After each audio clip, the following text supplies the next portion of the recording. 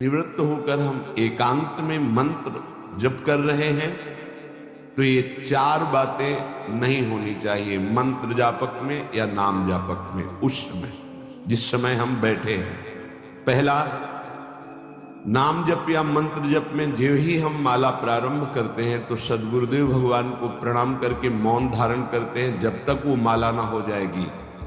अत्यंत आवश्यक होने पर भी माला पूरी ही करनी है, तब बात करनी है। मंत्र जाप में ये नियम होना चाहिए।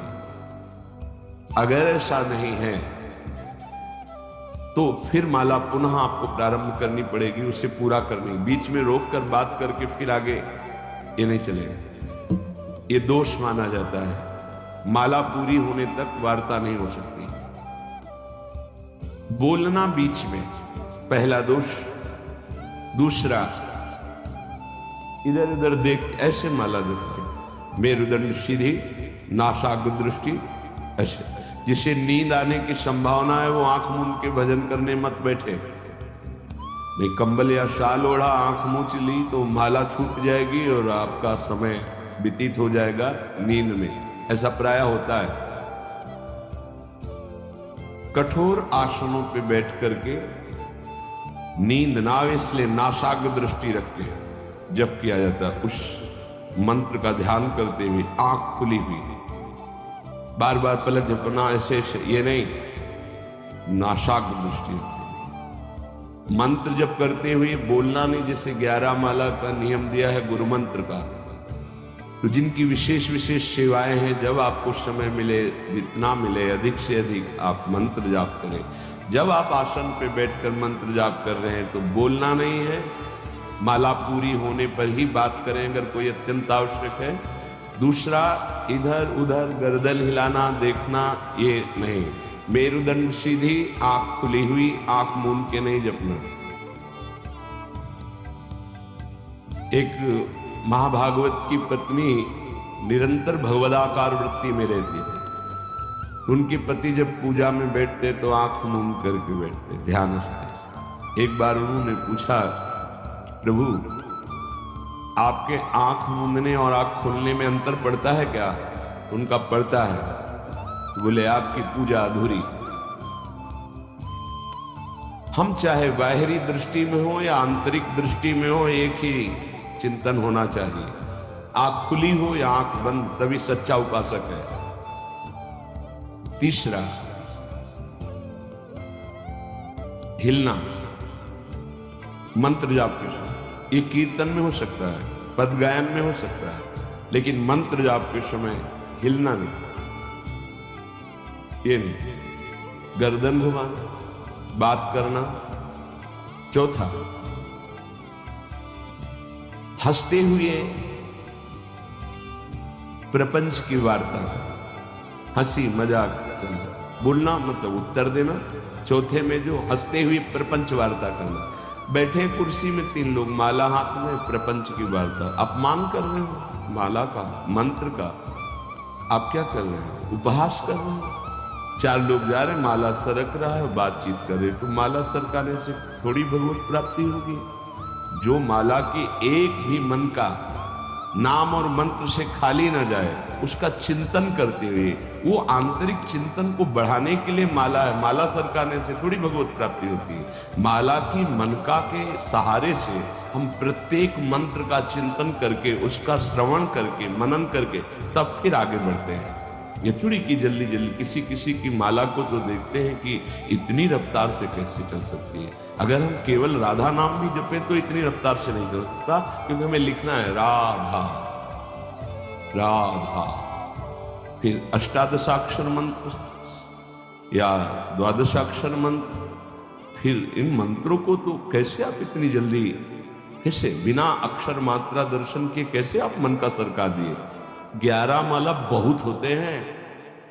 अगर जिस पद्धति से कहते 11 माला कर लो तो बहुत जल्दी मानसिक सिद्धि प्राप्त हो जाए। सामने मंत्र लिखा हुआ है, हर बार नवीन मंत्र की रचना कर रहे हैं। हर मन के पे, एक मन के पे पूरा मंत्र लिखा, फिर एक मन के पे पूरा मंत्र, फिर मन। देखो मन कहां भाग के जाएगा। मन निर्विषय हो जाएगा, सच्चिदानंद की तरफ दौड़ पड़ेगा मन। जब के समय किसी को उत्तर देना, इधर उधर देखना, शरीर को हिलाना, हंसते हुए हंसी मजाक वार्तालाप करना, 4 बातें जप में निषेध है। जब काले न भासेत नान्यानि प्रेक्षेत बुधा न कंपेत शिरोग्रीवाम दंता नैव प्रकाशयेत। 4 बात। ए हंसी मजाक, 2 साधक चल रहे रास्ते में, माला भी चल रहा, हंसी मजाक। ए तुम्हारे पास समय कैसे, तुम्हारा माला कैसे चल रहा है, तुम वार्ता कर रहे हो, हंसी मजाक कर रहे हो, ऐसा नहीं, इतने सिद्ध नहीं हो गए हो। जो शास्त्र जब काले न भाषेत नान्यानि प्रेक्षित बुधा न कंपेत शिरोग्रीवाम दंतान नैव प्रकाशयेत। माला जपते समय ये ऐसे हिलना डुलना, शांत, हंसी मजाक, न दंतान नैव प्रकाशयेत, दांत नहीं दिखाई देने चाहिए। गुरु मंत्र के समय तो मुख से वायु भी नहीं निकलनी चाहिए, मुख से।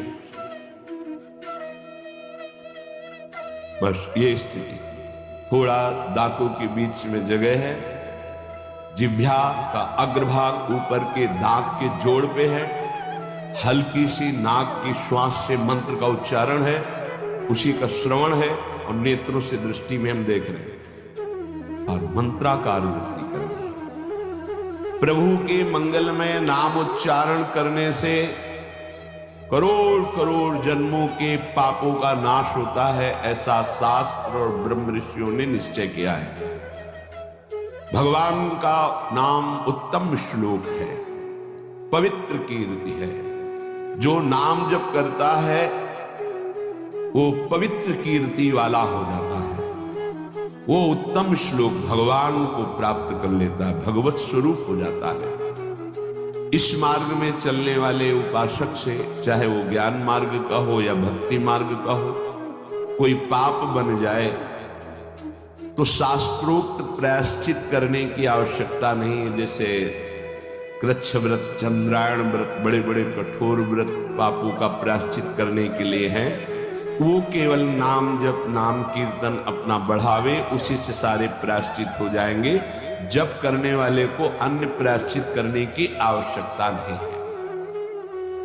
जब तक अनंत जन्मों के हमारे पाप हैं, तब तक हमारी नाम में रुचि नहीं होती। ये बहुत ध्यान देने का विषय है कि जब नाम की इतनी महिमा है तो सब लोग नाम में क्यों नहीं लगते? बोले इसलिए नहीं लगते कि इतने पाप हैं कि नाम की तरफ रुचि ही नहीं हो सकती। जैसे कोई कहे कि चीनी चीनी चीनी कहने से तो क्या मुंह में मिठास आ जाएगी क्या? भोजन भोजन भोजन करने से क्या पेट भर जाएगा क्या? तो ऐसे ही कृष्ण कृष्ण राम राम राधा राधा करने से क्या राधा मिल जाएंगे क्या?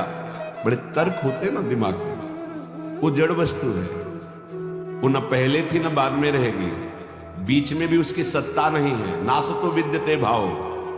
और जो भगवान को अधीन कर ले, भगवान से भी महान, जिसकी महिमा स्वयं भगवान नहीं वर्णन कर सकते। कहूं कहां लगी नाम बड़ाई, राम न सके नाम गुण गाई। वो इन भौतिक पदार्थों के नाम जैसा नहीं है, वो सच्चिदानंद है। स्वप्रधानमेव पुरुषोत्तम कीर्तनम पाप प्रध्वंसन हेतु। जो भगवान पुरुषोत्तम का नाम कीर्तन करता है, उसे अन्य साधन करे या न करे, प्रधान साधन नाम जप या नाम कीर्तन उसके सर्वस्व पाप का नाश कर देता है। किसी दूसरे प्रायश्चित के स्पर्श की भी आवश्यकता नहीं है।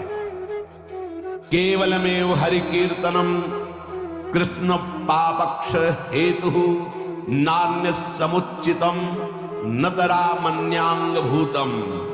केवल नाम जप नाम कीर्तन संपूर्ण पाप और पाप प्रवृत्ति को विध्वंस कर देता है। अन्य किसी साधन के अंगभूत की आवश्यकता नहीं है। हो रहा है अच्छा, नहीं हो रहा तो चिंता की बात नहीं है। संपूर्ण पाप और पाप प्रवृत्ति का नाश करने के लिए केवलमेव हरि कीर्तनम, केवल भगवन नाम कीर्तन, भगवन नाम जप। नरक हेतु संस्कारः प्रायश्चित्ते निर्वर्ते न सजाति योत्पादकः भक्त्या पुनरुभव विधोपीति भक्तेरे वात्यंतिक शुद्ध हेतुत्वम न कर्मणाम। जैसे निश्चित हो चुका है आपके पाप करने से, बन चुके कि नरक जाना है, निश्चित हो चुका है,